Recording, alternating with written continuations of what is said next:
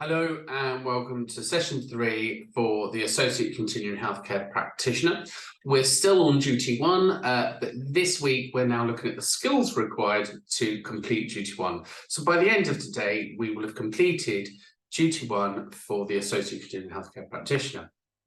So without further ado, let's move to your teaching and learning material. We'll go through the teaching and learning material, the PowerPoint presentation, and we'll talk about the end of duty assignment. So let's get into this.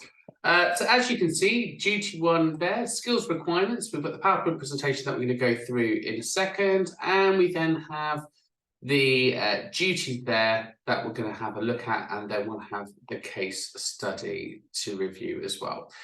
So as you will have remembered from last week, we looked at duty 1, kind of more around assessing, planning, and undertaking the review of individual care plans. And again, the aim of today really is to kind of just recap on some of that, but look at the more practical things that you're going to be doing to demonstrate this in your EPA or as evidence towards your endpoint assessment. So you'll need to undertake a management review of individual care plans, ensure they continually meet the agreed healthcare needs of individuals.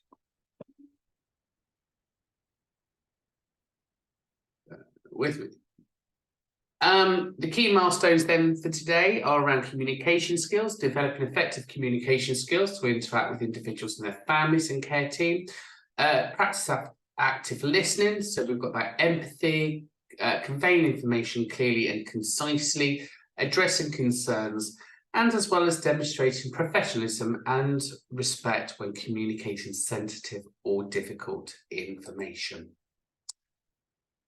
So developing effective communication skills is crucial when interacting with individuals and their family. And here are some strategies to enhance your communication skills. And again, if you're doing your functional skills, you will be familiar with this because in the functional skills speaking and listening element, we cover all of this in much more detail. So if English is your second language to you, or you really do struggle with that confidence of speaking and listening, I highly recommend you go to our level 2 functional skills. The first 10 sessions look at preparing for presentations, and we cover a lot around building confidence, presenting, speaking, listening, and questioning skills. But we go back to this. So developing effective communication skills is crucial when interacting with families and teams. And here are some strategies to help move forward with that. First of all, there's active listening. And hopefully by now we all know what active listening is. It's two of those, one of those, and in that order. So it's watching what's going on, it's listening, and then speaking. Part of active listening is showing that you're paying attention, so you're not distracted. And this can be difficult when you're doing assessments because normally in your hand, you're going to have a notebook and pen, or you're going to be typing away something. So please make sure when somebody's talking to you that you're maintaining good eye contact, because that's critical for them to feel that you're being heard. Part of that active listening is then summarising key points. And especially if you're doing a nursing assessment or a care plan, it's useful to say, such as, can I just confirm that? Am I right in hearing that?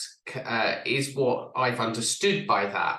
So you're just summarising your understanding of what's being said. I have read many care plans where they've not made sense. And when I've spoken to the individual or I've spoken to the person writing it, the sender and receiver, so the Shannon Weaver's theory in communications got lost. That coding and decoding is broken down. So it's important that when we talk clearly and concisely, but when we listen clearly and concisely as well. And it is about that mutual respect. If you want some theories around communication, Egan's theory around communication works well. So SOLA, sitting opposite somebody, being open with your arms, leaning forward, nodding, and engaging is really important. But using all of those skills together in a therapeutic environment. Now, the problem that we have in health and social care is we have to communicate in multiple ways. We have to communicate up to maybe consultants and doctors, and they communicate down, so we have to understand what they're saying.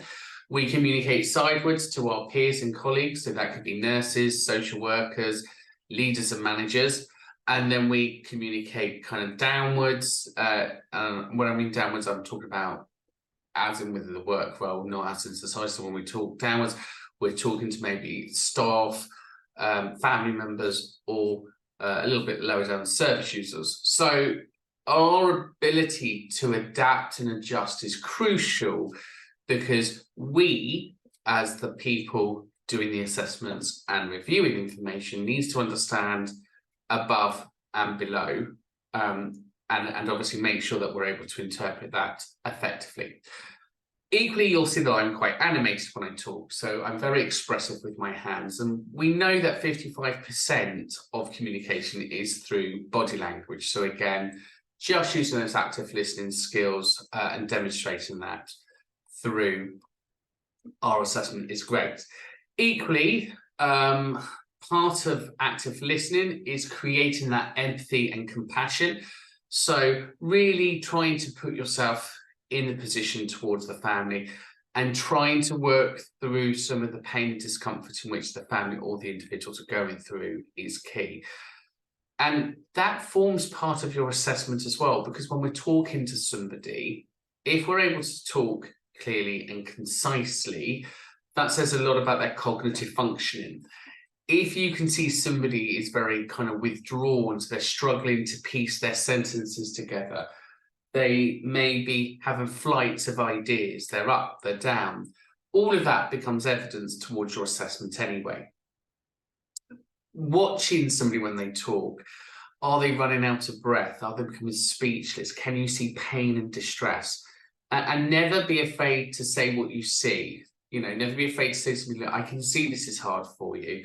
Okay, let's maybe, you know, rather than you doing lots of open questions, maybe we can close that down to closed questions, or rather than extended questions, which allows a story to be told, maybe we just go to nodding. Look, I can see this is difficult. I can see you're struggling to breathe. Are you able to nod for me? And we can go through that way, or through pictures and images, or whatever it wants to be.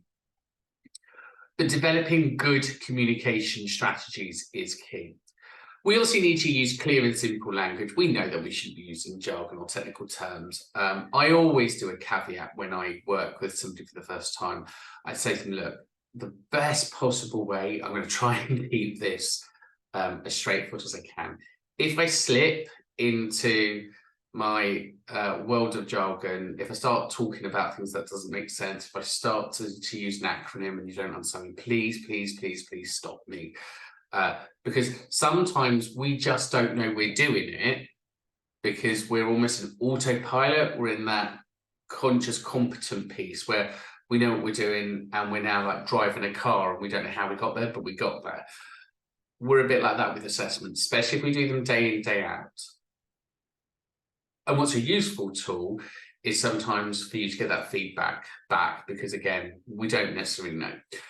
Non-verbal communication. So as we just said, pay particular attention to non-verbal communication. Pay attention to those verbal cues, those facial expressions, those micro movements, because that's really important. It says a lot. It says a lot. And ultimately, we have to justify our decisions about assessments and outcomes. So everything you see becomes part of that observation. And then summarize. So check for clarity and summarize, as I said earlier. So just help that process along. Respect cultural and personal differences. So be aware of those differences. Think about how you verify communication styles and expectations.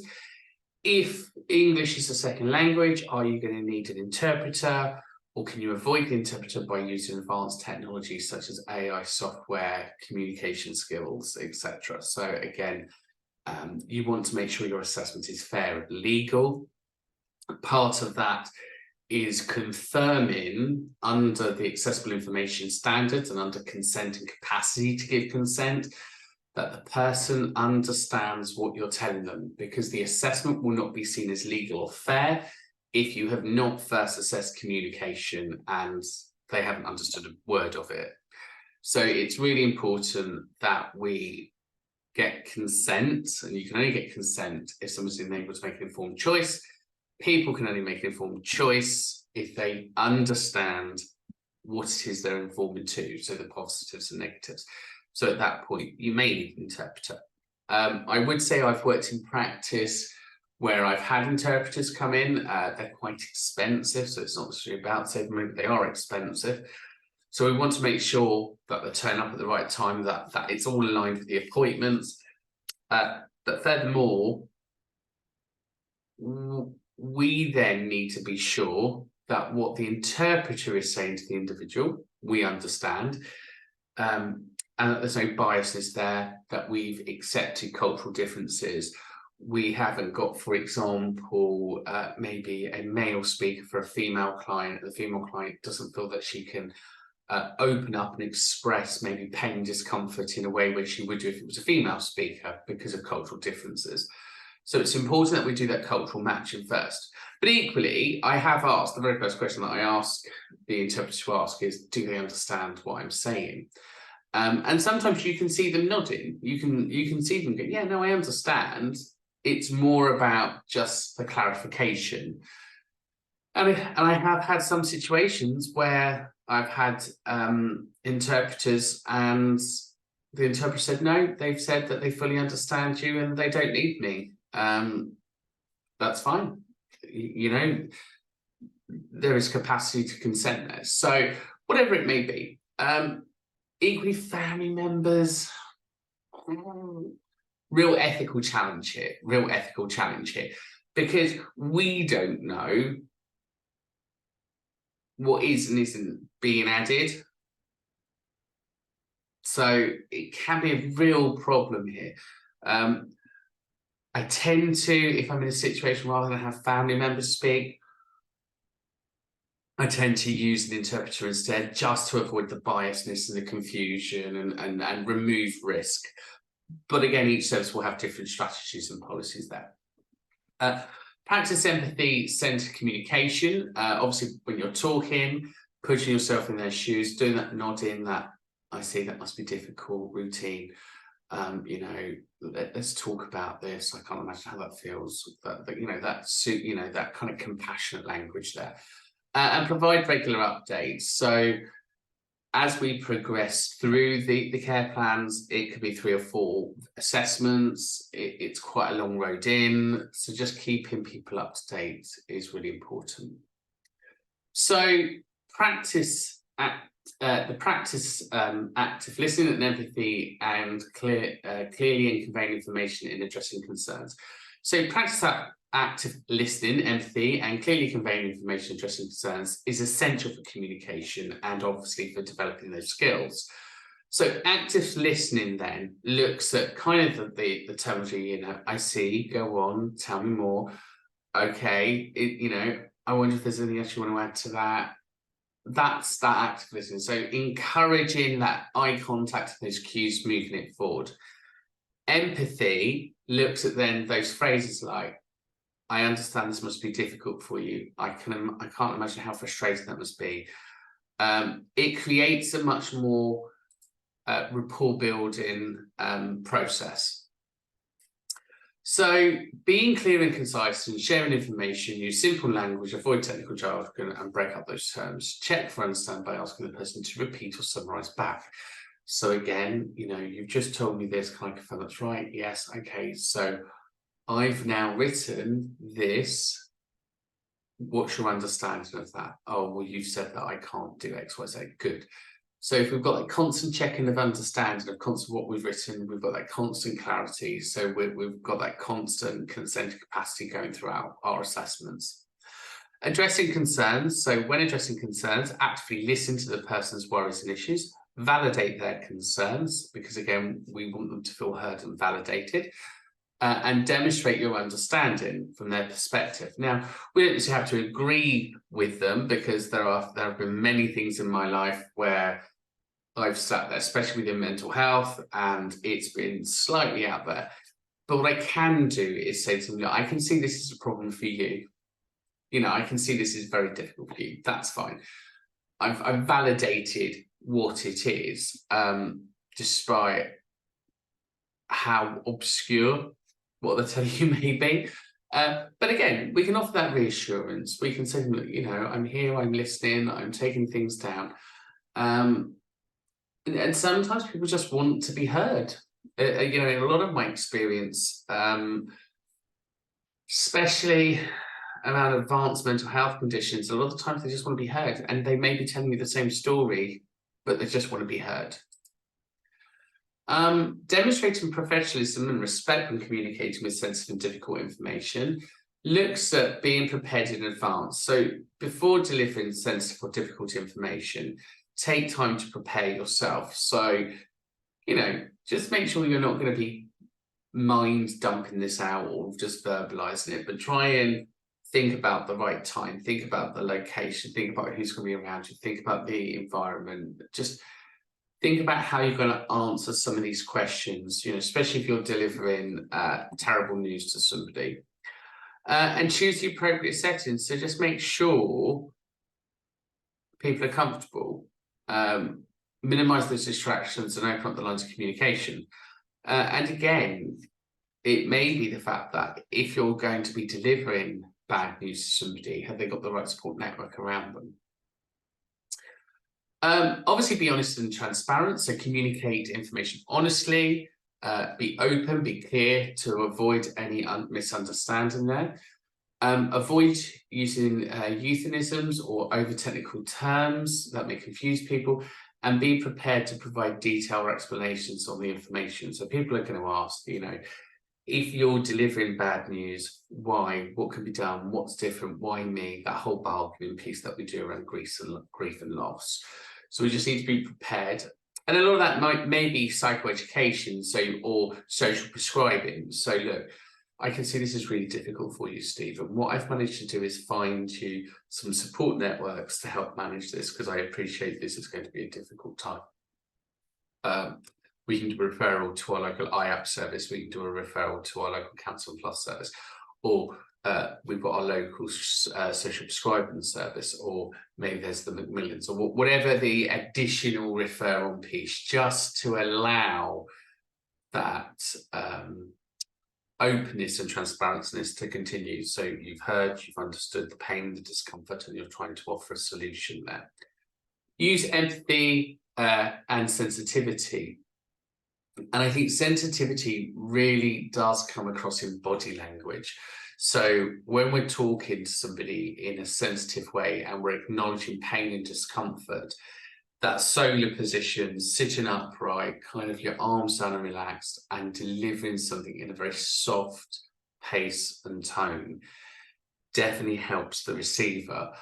So just take some breaths, deliver it nice and slowly, and a nice calm voice. Use your gentle hand swaying motions to kind of help that conversation move along, and just show that you're trying to be compassionate around that, and allow time for processing. So those pauses for silence works really well here if you're delivering bad news. You know, look, there's something I need to tell you. Pause, just allow them time to be connected with you cognitively. Unfortunately, the results have come in. You just allow them that time to process, and they're not great results. And this is what the outcome looks like. Allow that to sink. However, what we want to do is we want to work with you to provide the best possible outcome for you. So that might be a fast track assessment, that might be your social prescribing, your support networks, your Macmillan stuff, and all of those additional pieces that just roll off the back of it. Because again, when it's time critical, people will go through that grief cycle, they'll be up and down, and we want to just make sure that we've got the right support delivered. So what they're hearing is you're not on your own. There is support here. The support is going to look like this, and this is how we're going to work with you. Maintaining confidentiality, obviously, it's a given, it's in our code of practice. That's not a new concept, but we'll emphasize the importance of it. We'll reassure them, we'll reassure the families, we'll reassure them that we'll handle their information sensitively. and obviously it's on a need-to-know basis. So to summarise then, practice active listening, empathy to clarify communication, to foster stronger connections to build trust. We need to ensure that information is effectively conveyed and concise. It is appropriately addressed, and those skills contribute to personal-centred care and promote to positive health and social care outcomes. Remember, effective communication is continuous learning process. By implementing these strategies, you can improve your communication skills and build stronger relationships with individuals, their family, and care teams, leading to better outcomes and personal-centred care. By demonstrating professionalism and respect when communicating sensitive or difficult information, you'll create a supportive environment that helps individuals and their families to navigate challenging situations. Your approach will foster trust, promote emotional support, and empower them to make informed decisions. So what we're going to do now, we're going to have a look at a case study, and then we'll work through this case study so we can pause the video, work through this, and then come back and have a look at the feedback. So here's your case study. Maria, a healthcare provider, is working in a home care setting. She's provided care for Mr. Anderson, an elderly gentleman who recently underwent a hip replacement surgery. Mr. Anderson's daughter, Sarah, is actively involved in his care on a regular visit. Question 1. During one of her visits, Sarah expresses her concerns around her father's progress and wants to be more involved in his care. How can Maria effectively demonstrate active listening in this situation? Question 2. A few weeks later, Mr. Anderson experiences complications with his surgical wound. Maria needs to communicate this sensitively, information to both Mr. Anderson and his daughter. Sarah, how can Maria demonstrate professionalism during this conversation? And question 3. Mr. Anderson's recovery process is becoming apparent that he may require additional support, including end-of-life care planning. How can Maria effectively convey this information, addressing the concerns whilst demonstrating empathy? So hit pause now, get your pen and paper, have a think. In your groups, if you're working in groups, discuss this, write down your answers. If you're on your own, just write down your answers, think about it, write down your answers, hit pause, and then when we're ready, we'll go and have a look at some of those answers.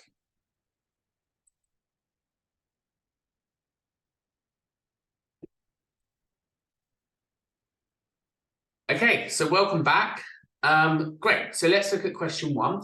So during her visit, Sarah expresses her concerns about her father's progress and wants to be more involved in her care, in his care. How can Maria effectively demonstrate active listening? So hopefully what you've done is you've said, look, she can sit down with her, be on eye level, use that solar approach that we spoke about earlier in the video. She can lean forward, she could be listening, she could be nodding. And she could be saying things such as, so you want to be involved more with your father's care, is that right? I see. Okay, go on. And how can I help with this? What is it that you'd like me to facilitate here? So just those active listening skills, repeating what she said, and then, you know, using the body language, nodding, smiling, and agreeing. Good. Question 2, there's some complications around the surgery. And the nurse has to convey this. So hopefully we've talked about the planning of the visit. Maria is going to need what the complications are, why they've happened, or what the potential reasons are for them happening, what the next steps are in the surgery, so treatment and recovery, and how we're going to support. So Maria needs to be ready for this, right? And I'm sure you've written that all down. So she needs to be ready. She needs to be prepared. She needs to have the answers, because if that were your family member, you'd want to be going, well, how did this happen? Why did this happen? What are you going to do about it? What's the treatment options? What's the percentages and chances of this working well? So you can just imagine yourself in her shoes. So that empathy skill set works really well here. We're then going to contact Sarah and say, look, can we arrange a convenient time to talk to you and your dad we've obviously got some news that we need to talk about as a matter of urgency. So can we book an appointment with you quickly? We'll then turn up. We want to make sure the environment's right, that everyone's comfortable, that we're prepared with the answers, and we're going to use phrases such as, I can see this is a difficult, I can see this is a difficult situation. I need to convey, or I need to pass on this information to you for you fully to understand it. We deliver the information. Look, unfortunately, there are signs here that your dad's got an infection. And again, just nice and slow. I'm sure you've got some questions about that you'd like to ask me, and I'll do my best to answer them. Allow them to ask the questions. You're prepared, you can answer them all. And make sure that when you finish, you log off correctly. Look, I appreciate this is a difficult time. I just wondered, is there anything else you'd like to know from me? Give them an opportunity to ask you something, because it may be that you kind of led this all the way through, and in their mind, they're just question, answer, question, answer, question, answer. So by saying to somebody at the end of a therapeutic session, I wonder if there's anything else you'd like to know or anything else that I can do to assist you, please let me know now. It gives them an opportunity. Or again, you might say, look, I appreciate that this is a lot to take in right now. You've got my name and number or my email address. If you do think of anything, by all means, reach out to me and I'll do my absolute best to find the right answer and the right support for you. So it's that level of empathy and listening skills. And then finally here, looking at the recovery there, and it's apparent that we're going to be moving into the end-of-life care planning. How can we convey this information and demonstrate empathy? So again, very similar, being prepared. If we're talking about advanced decisions around end-of-life care planning, I tend to use the phrase of, look, again, can we just have a conversation about next steps? And there is something that we need to talk about. And one of those things we need to talk about is advanced care planning. And advanced care planning basically looks at the worst possible case scenario. Do we understand what dad's wishes are? Do we know what the next steps will be? And can we have an idea of kind of treatment and ways forward? And I've got a list of organisations and charities here for you. Because ultimately, whilst dad still has capacity, he's still able to make decisions, it's really important we can get this information, or before deterioration kicks in, before somebody deteriorates, can we discuss this? Because I appreciate this is a really difficult, sensitive subject to talk about. However, by doing it now, it will be a lot easier than waiting to do it down the road. Because it becomes a lot more difficult as things progress. So if we're able to have that conversation and again offer the emotional support, so look at kind of the end-of-life charities, organisations, and you can kind of use that positive approach. We obviously want this to be a pain-free experience, but we don't want to delay anything if we need to. So just thinking about what you're going to say and how you're going to say it, I think is where you need to be there. So hopefully that gives you a little bit of an idea of how we can answer those questions. Good. So moving on then and looking at care coordination. So part of the role as the Associate Continuing Healthcare Practitioner is looking at care coordination. And here we need to develop skills in coordinating and organising various aspects of care packages. We need to collaborate with healthcare professionals, supporting staff and external agencies to ensure seamless delivery of care. And we need to effectively manage resources, schedules, documentations relating to care packages.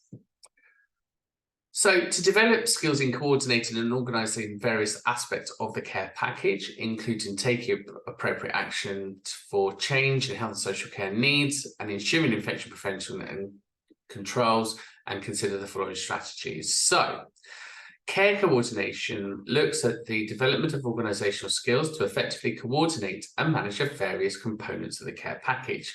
This involves scheduling appointments, arranging transportation, ensuring timely communication between healthcare professionals, individuals, and families. So the care coordinator is the person holding all the strings.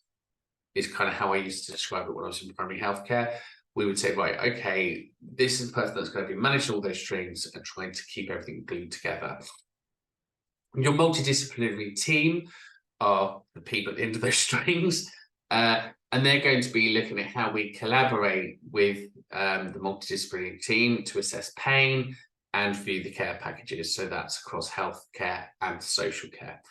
And we'll communicate effectively with team members, share relevant information, and participate in those multidisciplinary meetings, contributing to comprehensive care planning and decision making. Because again, the care coordinator, the person planning this care, normally has great insight on this individual. So it makes sense that they're able to contribute towards it. Change management is obviously key here because the care will constantly be changing. There's going to be this constant cycle. So we need to stay vigilant for changes. And again, that's why care coordinator, who remains central point of care, is able to give that overview of deterioration or involvement or even improvement. Looking at health and social care needs, they can monitor the conditions regularly, assess the effectiveness of the care package. So that care package, if it's driven through social services, they may be using an outcome-based or a style-focused model of care. And they want to see recovery and what does recovery look like. And if there's significant changes, they can then take appropriate action to either up or down the care package. The continuing healthcare eligibility here, you need to familiarise yourself with the criteria for processing continuing healthcare eligibility.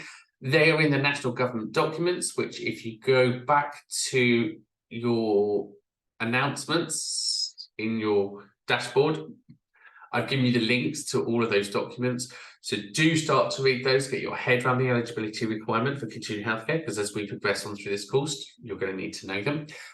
You need to stay up to date with relevant policies and guidelines. So again, if we have a change of parliament, if we have a change of authority, they may update them and change certain criteria. Or again, if funding ends up becoming more cut back, they may make amendments to the funding criteria, which isn't uncommon. It happens quite a lot.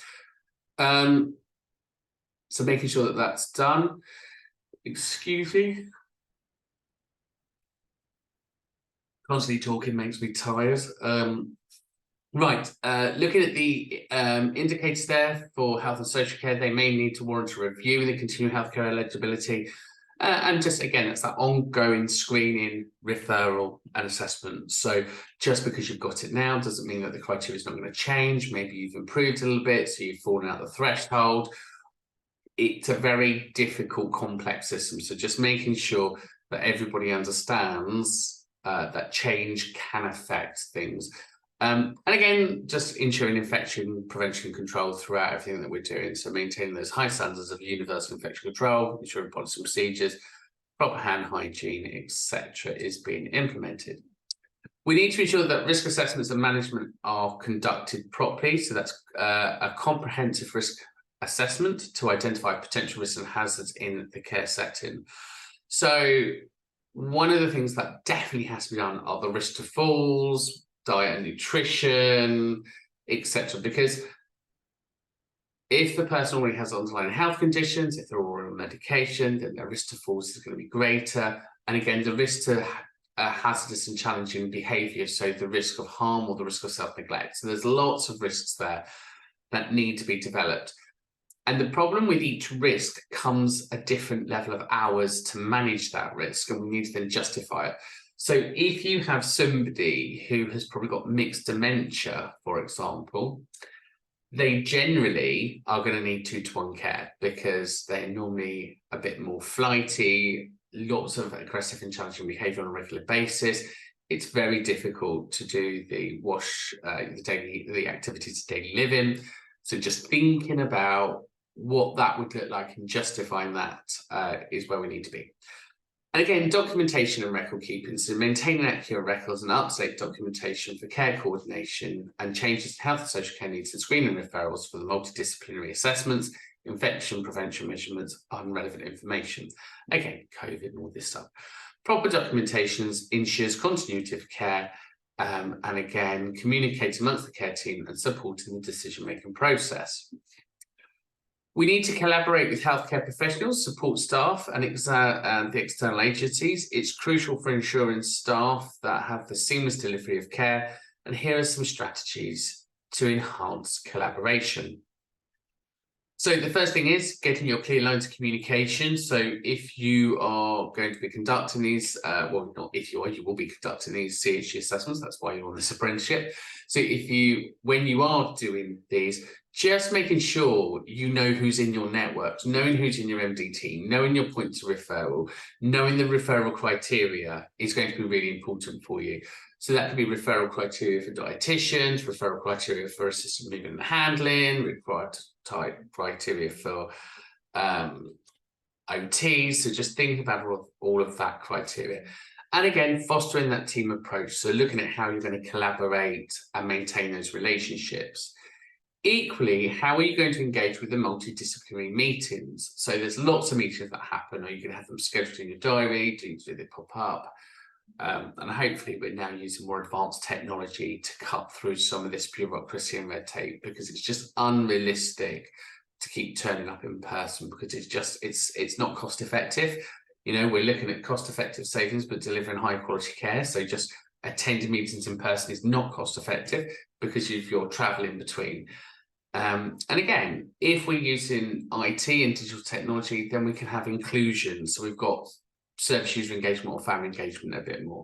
So, but just preparing that and understanding how we engage in a multidisciplinary meeting. We need to clarify roles and responsibilities. So we need to define those roles and responsibilities and make sure that everyone understands those within the team. Because again, sometimes when the ball drops, it doesn't drop deliberately, it drops because of a misunderstanding about roles, responsibilities, and boundaries, especially if we're going between primary care, so GP surgeries, to secondary care, to hospital settings, to social services. There is definitely a culture there where we have thresholds. So just know those thresholds when it is and isn't somebody's responsibility, because as a care coordinator, you are going to have to manage that well. And again, establishing shared goals and outcomes. So if we are assessing a patient, how are we then sharing those goals and outcomes? What do those targets look like? How are those targets measured? How do we know what success looks like? How do we know what deterioration looks like? And how are they measured and adjusted? Good. So we now need to effectively manage our resources, our schedules, our documentations related to care packages involvements in the following. So we need to assess and optimize the use of available resources. We need to develop effective scheduling and time management. We need to look at maintaining accurate and up-to-date documentation. We need to leverage technology and tools to streamline the process. We need to delegate tasks appropriately and provide necessary support. We need to prioritize tasks based on urgency and its importance. So again, fast track versus non-fast track. We need to streamline communication amongst care, regularly review and evaluate those processes for improvement, and engage in continual professional development. And don't underestimate the amount of knowledge you need as an associate continuing healthcare practitioner. That's anatomy and physiology, that's common health conditions, that's common mental health conditions, and then we're looking at complex conditions across that as well. So there's a huge amount of continual upskilling. And what tends to happen in this role, you end up with a patient with a condition you've never met before or never come across before, and then ultimately you put yourself on a course and you learn about it or you research it. Oh, hang on, I did not mean to do that because we're here, right? So we were about pay. Apologies for that. That's me happily ticking my next button. Right, so in summary, by developing skills in coordination and organising various aspects of the care package and taking appropriate action for changing healthcare needs, including infection prevention. So again, it's not just the washing and dressing. You are talking about sepsis and COVID and respiratory diseases and all of this stuff. There, you can contribute to the prevention of high quality care and promote the well-being and safety of the individuals by actively collaborating with the healthcare professionals, supporting the staff and external agencies That's effective collaboration, improved communication, and enhanced coordination. It ultimately leads to better health and social care outcomes for the individual receiving care by effectively managing resources. And there are a lot of resources there. So just understand your network and resources, scheduling your documents. So when things are reviewed, what systems you're using that sets up reminders, and documentations related to care packages. You can optimize the delivery of care and minimize delay. And I've done it again, haven't I? Good. So moving on then. Let's look at a case study. So David is a care coordinator in a community healthcare centre. He is responsible for coordinating and organising various aspects of care packages for Mr. Thompson, a middle-aged patient with multiple chronic conditions.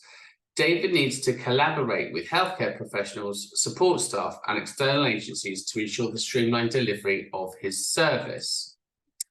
The 3 questions that I want you to have a look at is question 1, as a care coordinator, how can you develop skills in coordinating and organising various aspects of his care package? 2, to ensure the streamlined delivery of care services for Mr. Thompson, how can David effectively collaborate with healthcare professionals, support staff and external agencies? And 3, David encounters a situation where Mr. Thompson requires specialist services from an external agency to support his rehabilitation. How can David actively collaborate with external agencies to ensure the streamlined delivery of these services? So again, like we did earlier, I want you just to pause this video now, have a look at those questions, write them up, whether you're in a group or on one-to-one, and then when we come together in a minute, we can review those. So I'll let you pause now and we can go over those. Okay, welcome back. So now looking at this, so question 1 then. As a care coordinator, how can we develop skills in coordinating various aspects of Mr. Thompson's care package? So first of all, we need to understand what those complex care needs are. We need to understand the agencies for those and the referral processes for those.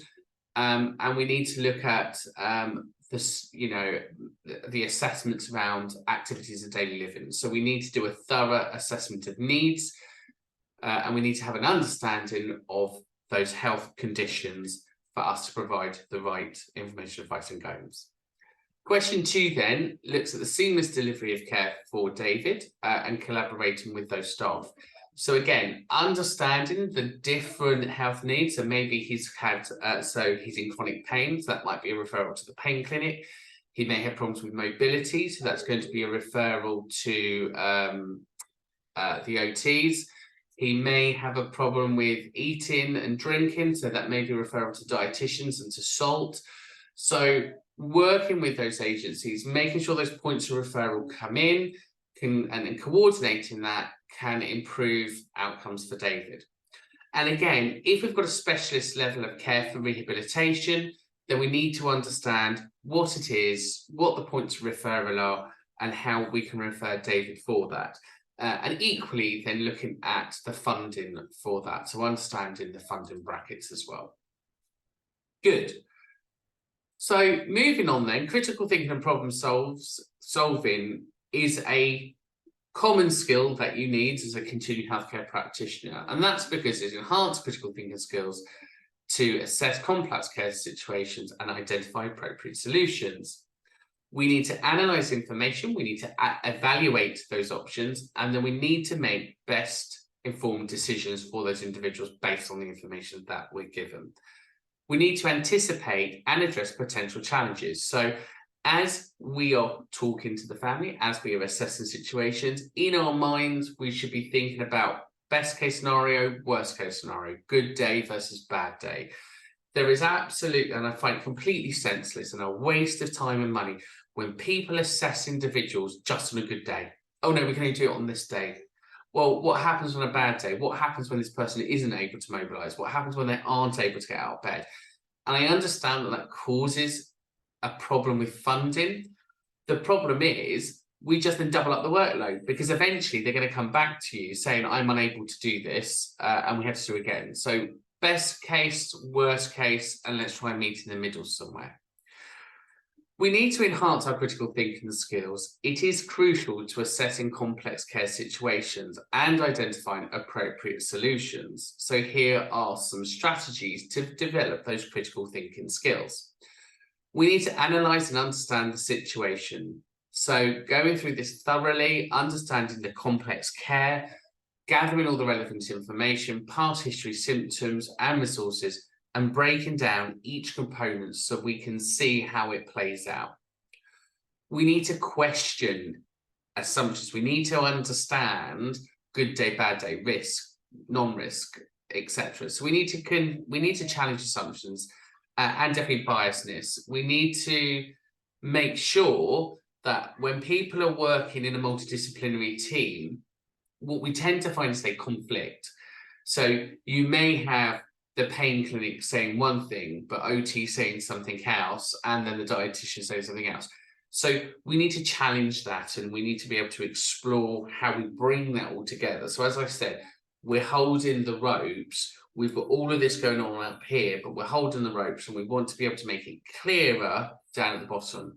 So if we're struggling to understand it, then the individual's clearly going to understand it. And we need to avoid making snap judgments. So we have a process called watchful waiting. Watchful waiting is a time when we just go, right, let's just see how this plays out without jumping in, without making a decision, without jumping to conclusions. Maybe just some watchful waiting is better. And obviously we need to look at evidence-based information. So we need to be basing our evidence on NICE guidelines. So if we know nothing about the situation, we must refer to NICE guidelines to see what we should be doing to support that person. Applying critical thinking frameworks, so utilising the frameworks such as the nursing process or a problem-solving model to guide your thinking is really helpful, because when people ask for your judgment, you can base it on a framework, a model, or a theory. These frameworks provide a systematic approach, and that's what we want. If we go to court, if something's appealed, the first thing they're going to look at is your approach. Does it have a beginning, a middle, and an end? Does it flow? Does it make sense? Have we done assess, diagnose, pain, implement, and review? Is all of that encompassing within our assessments? And we need to consider the impact of our decisions. So we need to reflect upon consequence, and that is risk versus benefit. And we need to look at outcomes for each solution that we provide. So it may be the case that we come up with 5 outcomes, but only one of them actually has the better solution. We need to think about the short-term and the long-term effect on the patient, the family, and the broader healthcare system. And this is what I was saying earlier. There's no point assessing somebody just on a good day or just on a bad day. It needs to be able to flow between the two, because ultimately we don't want to be going back and keep repeating these assessments, because that's a lot of time and money. And equally, the resources that we're providing, there's no point providing expensive equipment resources if actually there's only one bad day in the month. You know, what can we do for that one bad day? It's actually that a day of rest or something. Do we need to be getting in all of this equipment, all of this stuff? Can we manage this in a different way to anything else? So just thinking about those and being part of that multidisciplinary team is really helpful. It takes away some of that burden. You need to analyse information, evaluate those options, and make informed decisions in the best interest of the individual, and consider the following steps. So, have you gathered the relevant information? Have you collected all of the necessary information related to the individual's condition? And has that come from a reliable source? Has that included medical history, current symptoms, and diagnostic testing results? So, are we as up to date as we can be? When we assess the information, can we carefully review it and analyse it and collect information? Look for patterns, identify key factors, and consider significant pieces of information. You need to evaluate their reliability and credibility as well. And we need to identify goals and priorities. So determine those individual goals with that individual, prioritise these, and then discuss with the individual and their family how to understand their values, preferences, and desired outcomes. This guide for the decision-making process will help prioritise the options. We need to generate and evaluate options. So we need to brainstorm lots of different ways of working and find then the best way. We need to assess benefit versus risk, and what's the feasible option for that person. There is obviously ethical and legal considerations here. So we need to make sure that we're working in line with the ethical frameworks. So do no harm, truth telling, and non-malevolence, and all of those basic principles, autonomy, benefit, and all that stuff. And then we have our legal frameworks as well. So our duty of cares, our care acts, etc. We need to respect autonomy, benevolence, non-malevolence, and justice. Well, they are principles of ethics. And we need to ensure decisions align with legal requirements and professional standards. So making sure that everything we're saying does align to, then again, NICE guidelines or other institute guidelines.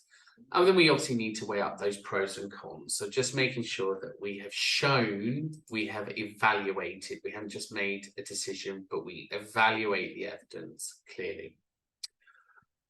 When managing a care package, it is essential to anticipate and address potential challenges. So what if, hypotheticals.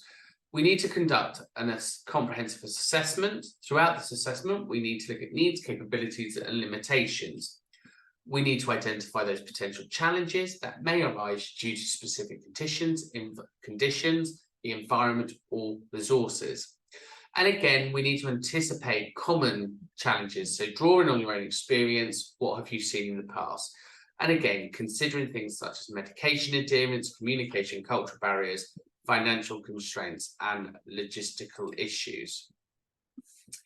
We should be developing a contingency plan. So what happens for adverse weather, what happens through illness, can needs be met through these conditions, what happens if they can't. We need to think about our enhanced communication. So how do we address those? How do we foster that open relationship? So think about with the family, the care team. How can we provide education and support? So a lot of the things that we can do around treatment and challenges that people face is offering psychoeducation or information, advice and guidance. So using self-care techniques, looking at community support services, or looking at technological assisted solutions.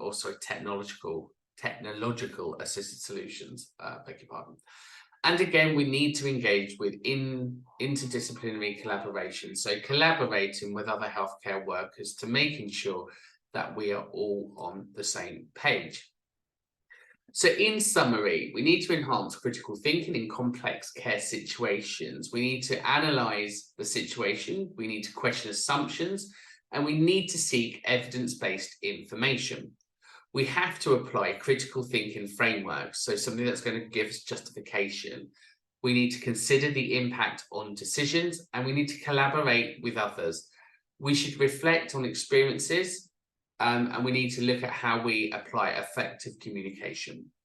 We need to make informed decisions based on the best information that we have and the best interest of the individual. We need to gather relevant information, assess it critically, identify those goals and priorities, and generate an evaluation options. We need to consider ethical and legal considerations and weigh up those pros and cons. So to address potential challenges in managing care packages and conduct a comprehensive assessment, we need to anticipate common challenges and develop contingency plans and collaborate with the individuals and the support systems. We should be enhancing communication, providing education or psychoeducation and support to engage in collaboration. Good. So now let's move on to another case study. So your scenario is you're a nurse working in a long-term care facility that provides care for an older adult with a variety level of cognitive impairments, let's say dementia. One of your patients, Mr. Johnson, has been exhibiting increased confusion, agitation and aggression over the past few days. He has a history of Alzheimer's disease and has been receiving medication to manage his symptoms. Your three questions here are, how will you enhance your clinical thinking skills for this complex situation? How will you base the information provided on the analysis to provide information to Mr. Johnson's condition and medical history? Evaluate your options around the increased confusion, agitation and aggression, And we need to anticipate potential challenges and obstacles. So what are the 3 potential obstacles, challenges could arise? How can you address these challenges to ensure his well-being and safety for long-term care? So again, pause this video and then we will come back to review that. Lovely. So welcome back. You've had your allotted time to review this, and now let's just run through some of these points. So question 1, you were asked how to enhance your critical thinking to assess this complex care situation. So ideally, you've gone back to a framework, a nursing principle, a critical thinking framework, or a clinical judgment framework to be able to look at the assessment plan and monitoring reviewing of Mr. Johnson's care. It could be a framework around managing challenging hazardous behaviour. So that would be the RRN standards, the Restraint Reduction Network standards, which looks at how you manage challenging and hazardous behaviour. Question 2 looks at looking at that information provided, what are the options for addressing this confusion? So we know he's on medication, so maybe it's a medication review, but equally we know with dementia and Alzheimer's, there's potentially those stages in which people go through. Is this a short-term stage? Where in the process are we?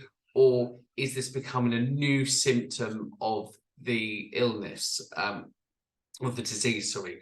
So ultimately, what kind of support are we going to need for that? Are we now looking at a new assessment around liberty protection safeguards? Are we going to have to think about strategies of managing risk?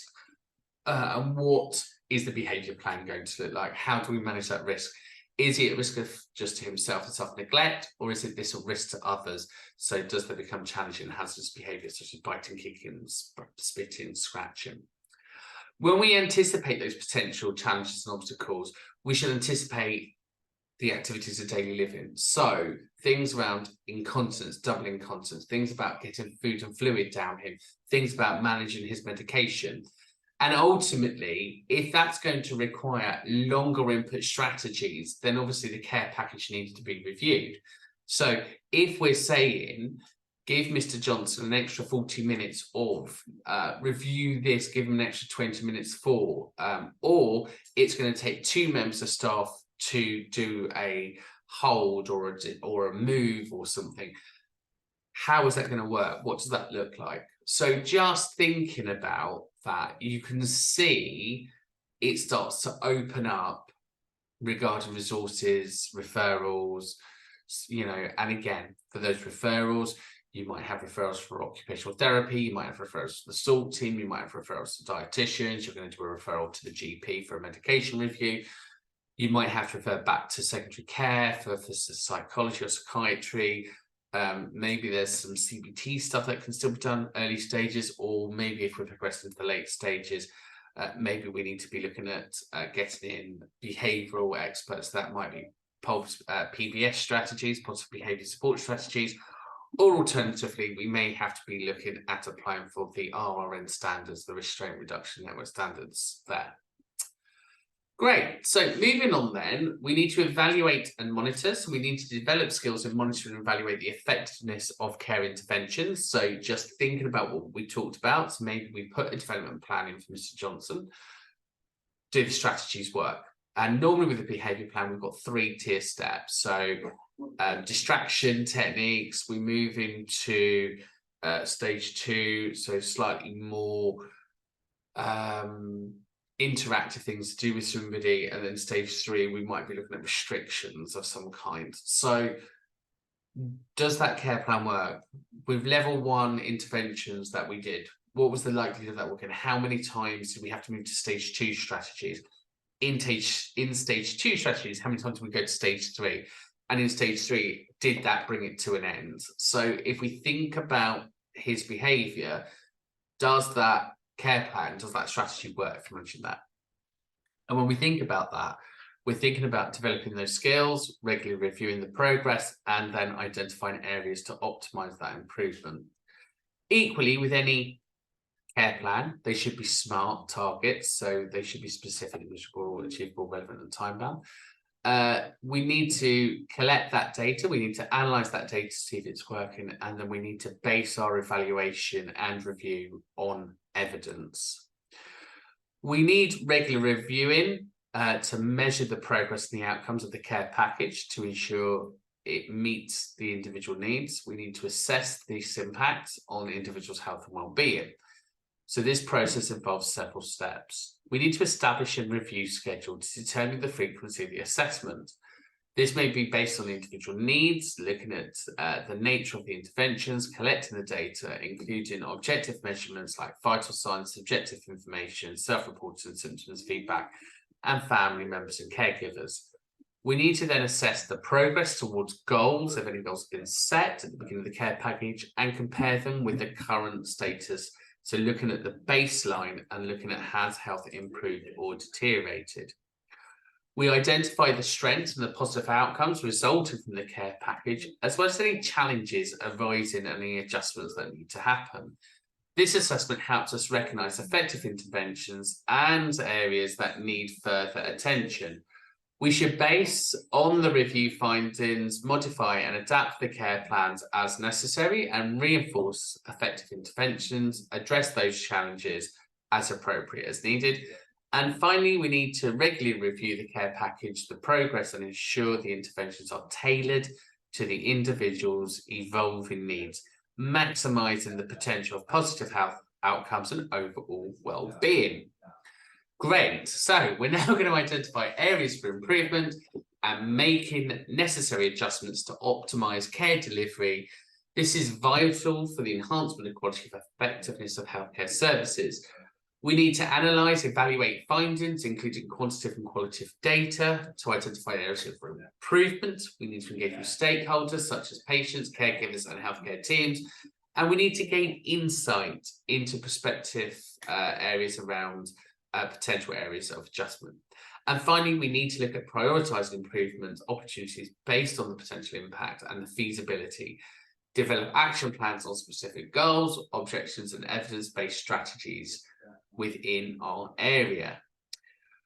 We need to implement the plan, changes in ensuring proper training and support for the healthcare team, monitor and evaluate the impact of this, and adjust and collect the data and feedback. We should embrace a culture of continual quality improvement. I hope everyone does that now anyway, by encouraging ongoing feedback in a interdisciplinary collaboration and learning environments, experiential learning on the job. And we need to continually review and adjust care delivery processes because, again, we are in a quality improvement cycle. Healthcare professionals can optimise care, improve patient outcomes, and enhance the overall care quality. So in summary, healthcare professionals need to develop skills in monitoring and evaluating care interventions. We need to regularly review progress and outcomes, identify areas for improvement, and make necessary adjustments to optimise care delivery. By following a systematic approach, and I'll say that again, by following a systematic approach, so whatever your care model is, healthcare professionals can enhance patient outcomes, improve healthcare quality, and provide high-quality healthcare services. So we're going to look at another case study now. So you are a nurse working in a paediatric clinic. Emily is a 10-year-old girl. She has recently been diagnosed with asthma. She has been prescribed a care package that includes medication and an asthma action plan and education on triggering management. How would you monitor and evaluate the effectiveness of the care intervention? Describe the importance for regularly reviewing this. And in order to optimise the delivery of asthma care for Emily, what strategies would you employ to identify areas for improvement? How would you involve Emily's parents and other healthcare professionals in the process of adjustments or changes that might consider based on her input? So I'll let you stop this video now, sit down, have a cup of tea, have a chat, and then let's come back when you're ready. So let's stop now. Great. And welcome back. So let's just have a quick look at this. So we've got Emily, she's a 10-year-old, she's been given her asthma. How do we monitor this? So we know with asthma, there's a peak flow chart. We can get her to breathe into that chart. We then have quantitative data. We can see if that data is improving. We could get her to keep a diary. So how often have you noticed you wheezing, or have you been struggling for breath at all? So there could be that data there. Alternatively, we could just ask and have that quantitative data. Do you feel this is improving? How's this interacted with you? So we've got qualitative and quantitative data in which we can measure. So the importance of regular reviewing this is looking at then the preventative and the relief medications. So it may be we want to know how many times have you used your blue inhaler in the last month based upon every day of taking your steroid. So just knowing the medication and how the medication should be interacting, so the pharmacokinetics and pharmacodynamics of the medication, so how the medication interacts with the body, gives us an idea of how the frequency that we should be reviewing this. Equally, we need to have that red flag in there, or we need to do our red flags. We need to be saying, look, if things deteriorate, if things aren't improving, then obviously do come back. So we make sure, sorry, it's not red flags, safety netted. We need to safety net to make sure that they understand this isn't just a fixed point of time, but a safety net would be, look, mum and dad and Emily, if X, Y, and Z happens, please make sure you go back to your GP and please make sure you do this. Don't just wait for this review. And in order to optimize the delivery of asthma care for Emily, what strategy would you employ in those areas for improvement? So again, a lot of this is going to be around psychoeducation, identifying triggers. So is her asthma triggered by bad weather, pet fur, or sports or exercise? We could look at activities of strengthening her lung capacity. So there's lots of breathing skills that we could be doing. There's lots of stuff online. The Opera Society have done a wonderful course for COVID about strengthening the lungs and breathing skills. So maybe some breathing skills might work. We've got psychoeducations around effective use of medication. So she might need more training on how to use that medication more effectively. Again, other people in the processes might be your asthma nurse. So again, just trying to get more information or points of referral. So just thinking about that care package, there's lots of things that could be done. There's lots of things that could be reviewed. And there's lots of ways of involving the family members to contribute towards those care assessments. So thinking about then documentation and record keeping, let's demonstrate our proficiency and accuracy in comprehensive documentation of care packages, ensure that records are up to date, organised and compliant with law and regulatory requirements, and we need to maintain confidentiality and adhere to data protection guidelines and managing sensitive information. So proficiency and accuracy in comprehensive documentation of care plans. Now, I'm sure all of you have done your information governance training. I'm sure you've all done record keeping training, so this isn't going to be anything new. But this involves standardizing technology, including relevant patient information, documenting objectives, finding recorded interventions, treatments, capturing patients' response, progress, and then looking at regularly reviewing that. Equally, we need to be demonstrating proficiency in documentation through healthcare professionals, ensuring it's clear, communicated well, and support continuity of care and overall the healthcare qualities. So just making sure that they're written well.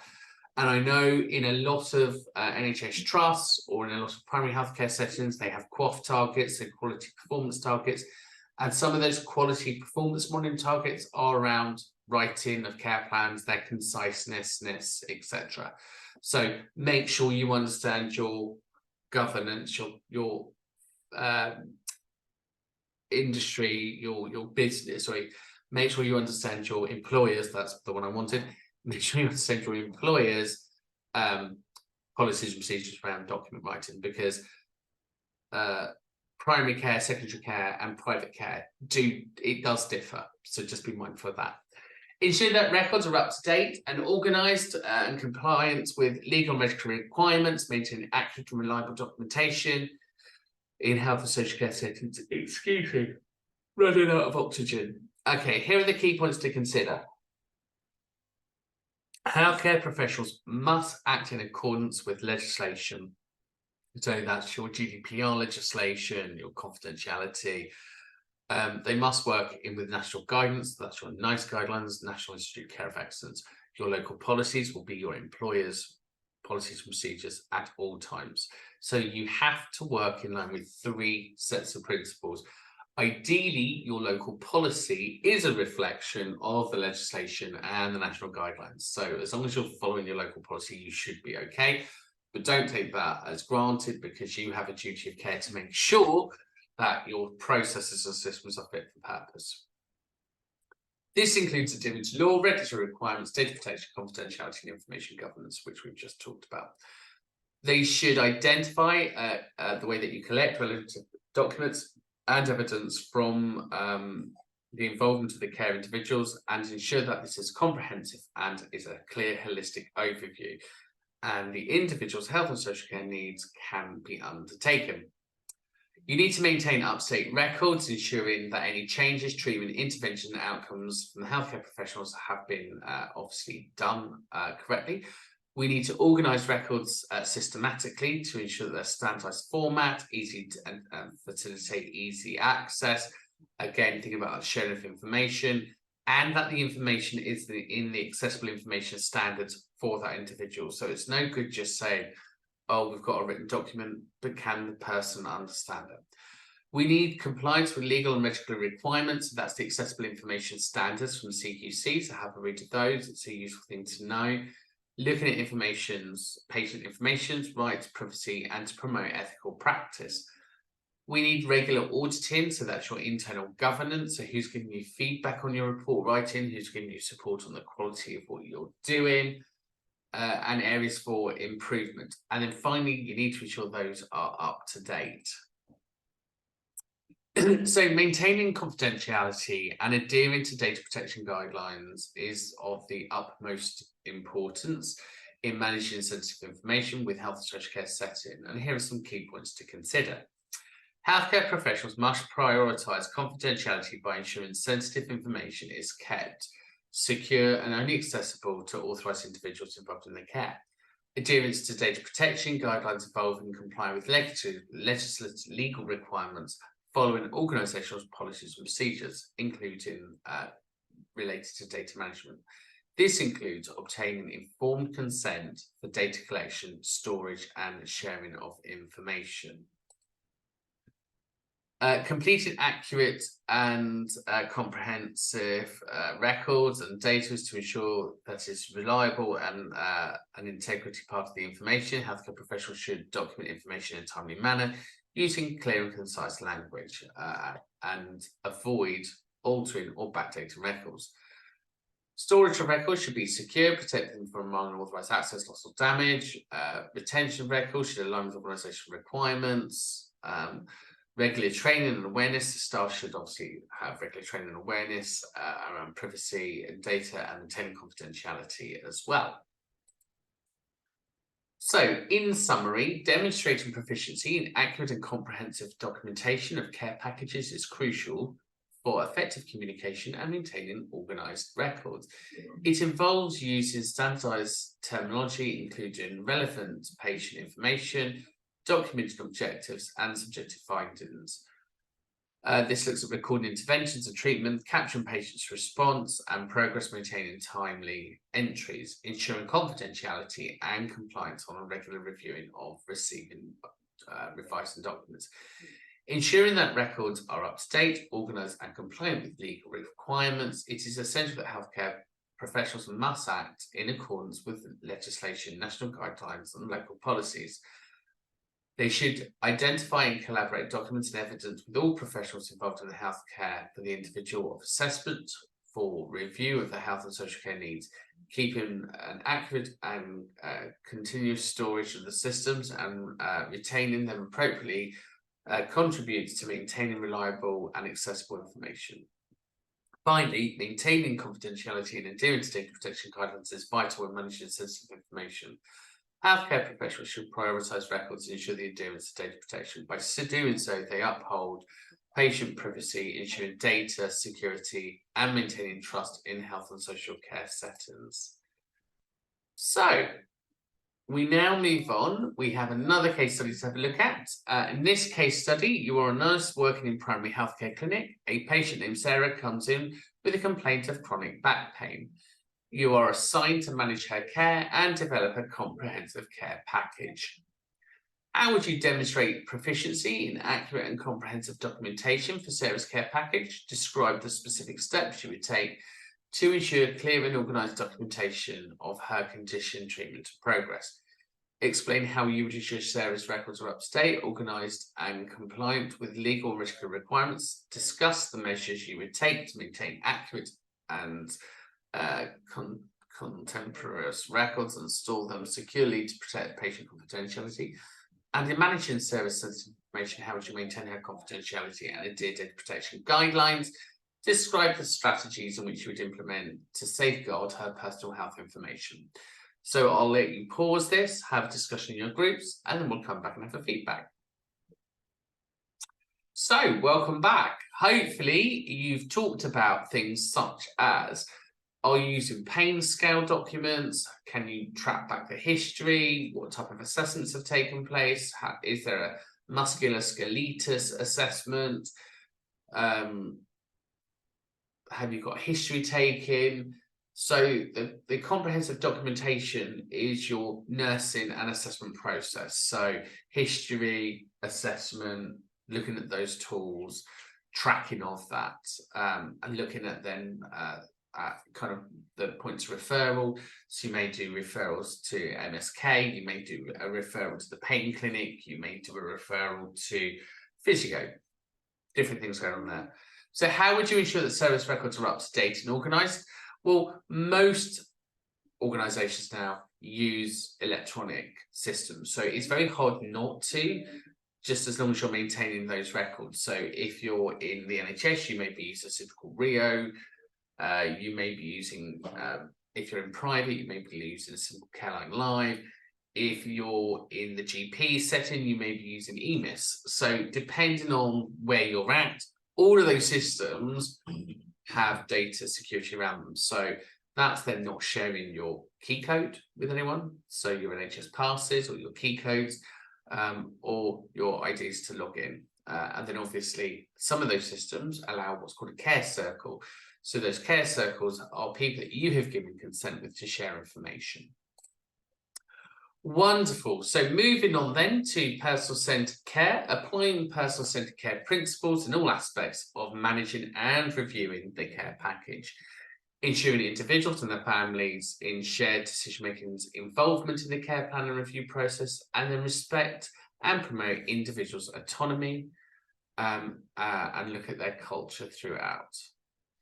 So applying personal-centred care principles in managing and reviewing care packages involves tailoring care to meet the individual needs, preferences and goals, and requires collaboration, effective communication, and a focus on the unique circumstances.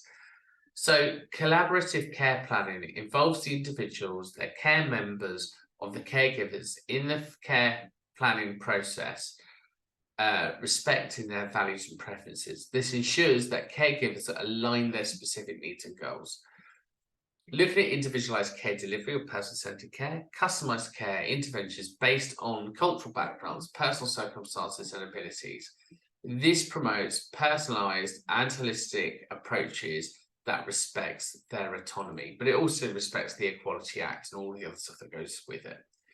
Effective communication fosters open and honest communication with individuals, families, and healthcare teams. Listen actively, address concerns, and provide clear explanations in a manner that respects their dignity.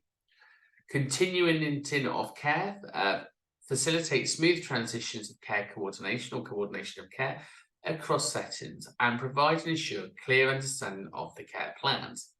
This avoids fragmented care that supports seamless experiences for individuals. And again, regularly review and feedback.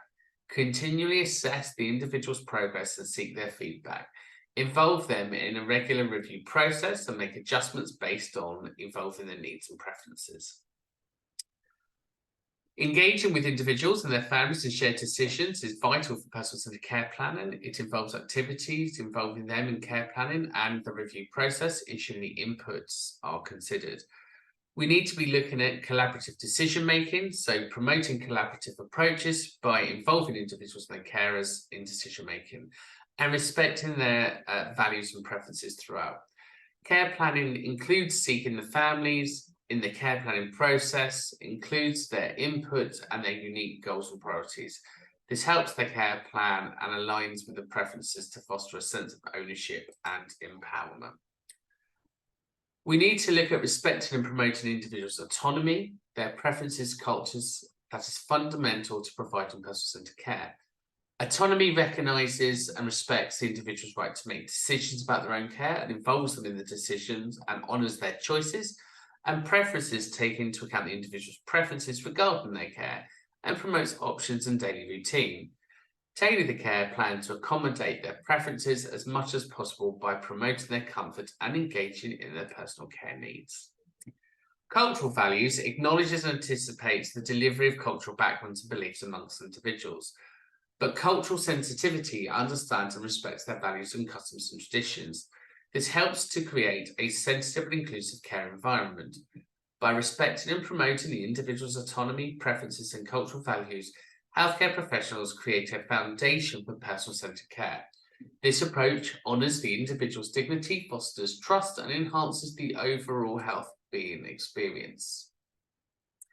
So, in summary, demonstrating proficiency in accuracy and comprehensive documentation of care packages is essential for effective communication and maintaining organised goals.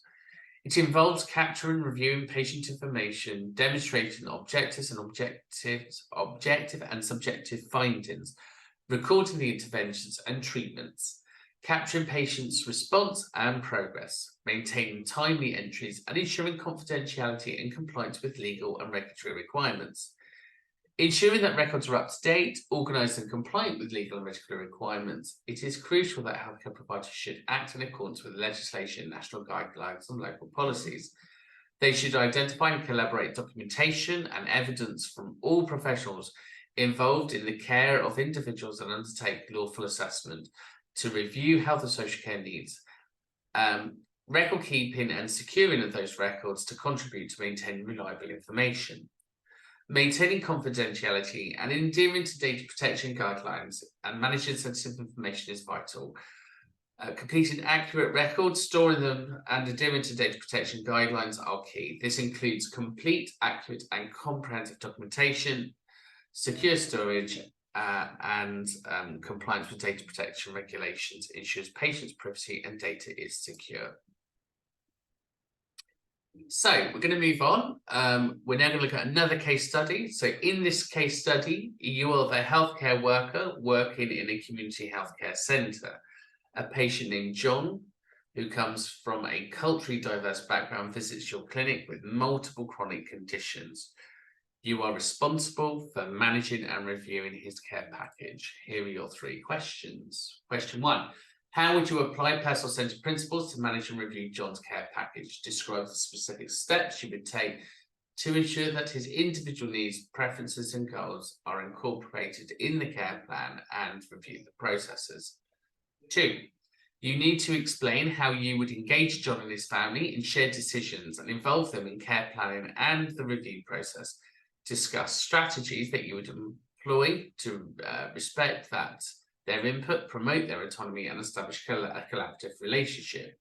And 3, in managing John care, how would you respect and promote his autonomy, preferences, and cultural values? Explain what actions you would take to ensure that his choice and cultural backgrounds are respected throughout his care journey. So I'll let you stop now and we'll have a little chat.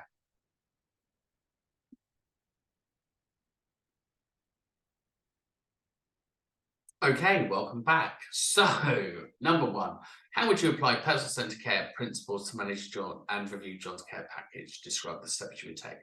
So again, if we think about our normal assessment process, we could do our normal assessment process. We could make sure that we're culturally aligned, do a bit of background information on his culture and belief systems. We could take history from him, his family members. and or cultural or spiritual leaders, and that would give us a sense of direction. Explain how you would engage with John and his family and share decision making. So again, depending on the cultural differences there, may depend upon how you negotiate with the family. Ultimately, John is at the centre of his care, so he will always be the first person in which we engage with. But you can discuss those strategies if it's culturally appropriate to do so, because in some cultures it may not be appropriate to discuss this with the family members. But we need to look and understand his cultural background. And how do we manage that care to show respect, to promote autonomy? So again, by being personal centered, by putting John at the center of what we do, you can't not avoid autonomy, because ultimately we're saying to John, look, John, this is your care. What would you like? How can we do this? We're going to listen. We're going to do the active listening. We're going to write the care plans around what it is we can do. But equally, it is about balancing needs and the needs of the organisation. So we're not going to promise something that we're not able to deliver, because that could be unrealistic. However, it is about promoting rights and choices and ensuring that we understand his needs and maybe asking more questions about it. Good. So finally, now we're looking at undertaking the management and review of individual care packages, ensuring it continues to meet the agreed healthcare needs. In this section, we're going to demonstrate effective communication skills and interaction with individual family members and care team. We're going to exhibit strong coordination and organisation skills in managing various aspects of the care. We're going to apply critical thinking and problem solving skills. So everything we've done throughout is now all coming together. We're going to consistently evaluate and monitor the effectiveness of care interventions. We're going to maintain accurate and complete documentation as record keeping, and we're going to participate in personal central approaches involving care planning for the review. So effective communication skills are essential. We've spoken about that earlier. It makes no difference when we move to the review process. It's the same thing. We're still going to be looking at active listening. We're going to be listening to concerns. We're going to be questioning the needs of the individual, their family, and the care team. We're going to pay attention to both verbal and non-verbal cues and avoid interrupting. We'll show empathy and understanding by acknowledging their emotions and validating their experiences. We're going to use clear and concise language, so using clear and simple language to convey information. We'll avoid jargon and complex terminology, and we'll adjust the communication style to match the individuals to ensure literacy levels are being met. And then again, around non-verbal communication, we'll pay attention to our own non-verbal cues, such as body language and facial expressions, our tone of voice, and maintain appropriate eye contact and open body language to convey assertiveness approaches, similarly to observe non-verbal cues for others to engage their emotions and a level of understanding.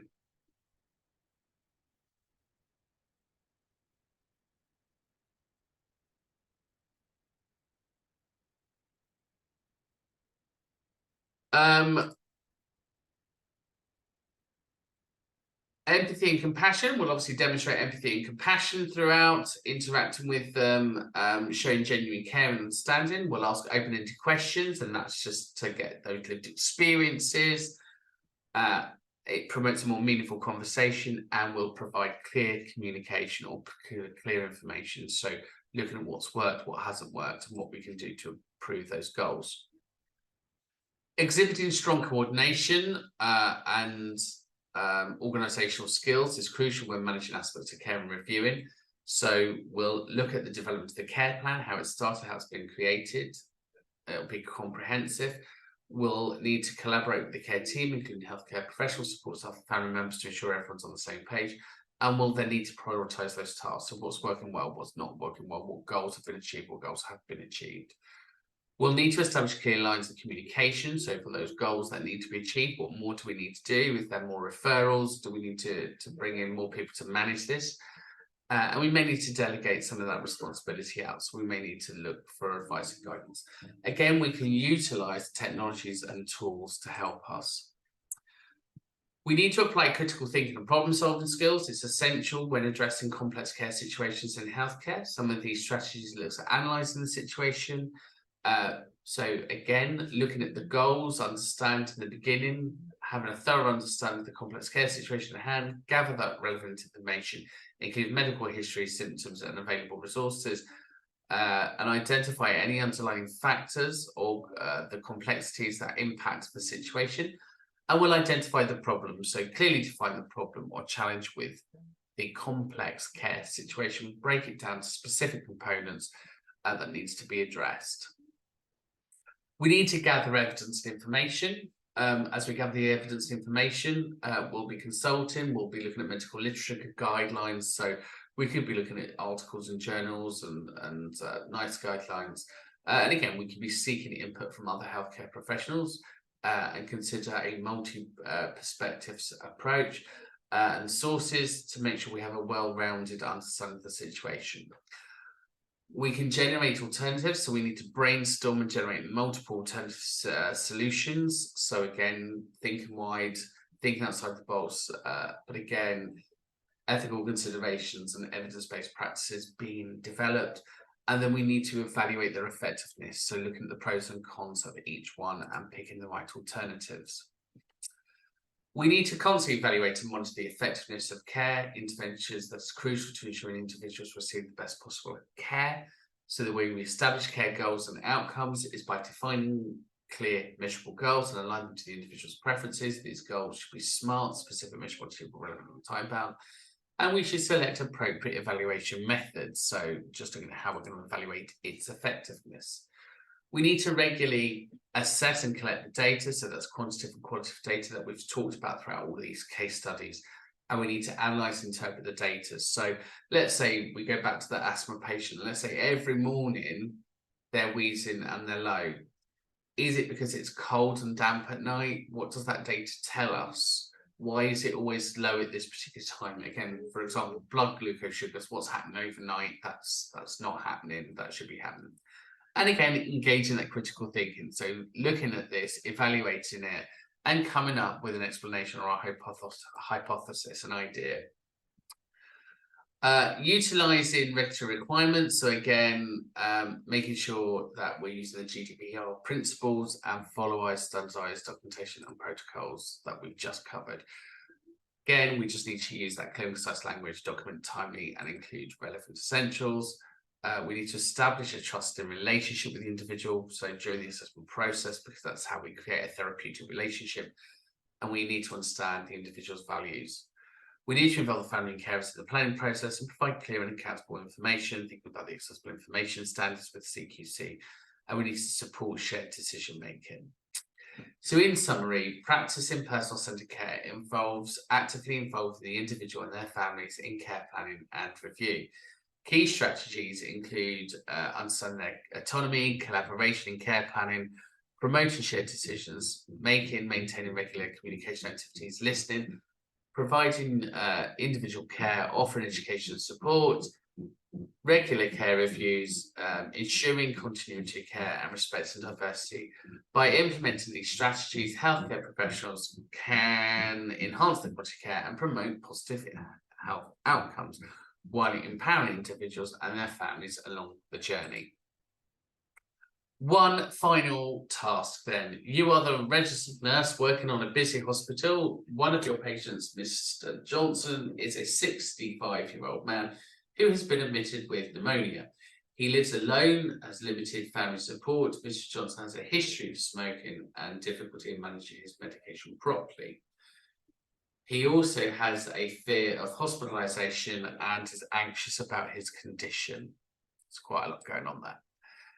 So, here are your questions. How did the nurse actively communicate with Mr. Johnson and his family members addressing his concerns? How did the nurse concentrate and organise various aspects of his care package, including medication, diagnostic tests, and communication with the interdisciplinary teams? And how did the nurse critically think about problem-solving skills so challenges posed by Mr. Johnson's smoking history and difficulty in medication management? What intervention strategies were implemented to support the smoking cessation and improve medication adherence? So let's just pause this and we'll come back together. Okay, so welcome back. Finally, the last part. Let's have a look then. So how did you decide Mr. Johnson and his family members to address his concerns. So ultimately, we've got the care plan. We've probably invited them to a review meeting. We've looked at what's worked in the past and we've looked at what's failed. And we need to identify what worked well and what hasn't worked well and why. And then at that point, we can throw out multiple ideas and then try and look at the pros and cons of each one. How did Mr. John's coordination and organisation of various aspects of Mr. John's care package, including medication management and diagnostic testing communication with multidisciplinary team? So again, we don't necessarily need to go into hospital for stuff like this. We can do this probably in a GP setting. We could look at managing this at home remotely. We could use technology to help facilitate that. And then we can look at how we can work together in a multidisciplinary team to have better outcomes. And then finally then, that critical thinking and problem solving really looks at, well, what's worked, what hasn't worked, what can we improve, what can't we improve, and why. So lots of things to think about there. Good. So what you now need to do is work through the rest of your online learning. So let's just scroll down here. We are here. So we're going to work through this and we'll have a quick look at this case study. So we've got Miss Jones. She's an 82-year-old woman who's recently been discharged from hospital after a fall, left with a broken hip. She now requires ongoing care to support her recovery and to prevent further complications. As her care manager, you are responsible for managing and reviewing this care package. What are you going to do and why? Now, on the next page, it does give you the answer, but I just want you to break this down. So first of all, you've got somebody who's on their own. So think about isolation, think about what's going to happen if she has another fall, how we're going to manage that. So do we give technology? Do we do a couple of care calls a day, 3 times a day or 4 times a day? She's had a fall and a broken hip. So what are we going to do to manage that? Are we going to do sensory mats? We're going to do hip protectors. We're going to look at the falls team. Here, we're looking at recovery. So do we need to do a referral to OT? Has she got exercises that she needs to maintain? We need to think about how she's going to maintain her food and fluid, how she's going to prepare food and drink, how she's going to manage those activities of daily living. So there's lots of things there for you to think about when doing that assignment. So I hope you found that useful. Apologies, it was very talky and wordy, but hopefully you got a lot through it. And hopefully that then summarises duty 1 in assessing, planning and monitoring people's care. Next session, we're going to look at duty 2. And in duty 2, we are going to be looking at, just so we know what we're working towards, duty 2, we're looking at contributing to planning of the individual's care plan. So hopefully you found that useful. I will see you all next week and I wish you all the best of luck and I'll look forward to marking your assignments. Take care. Bye for now.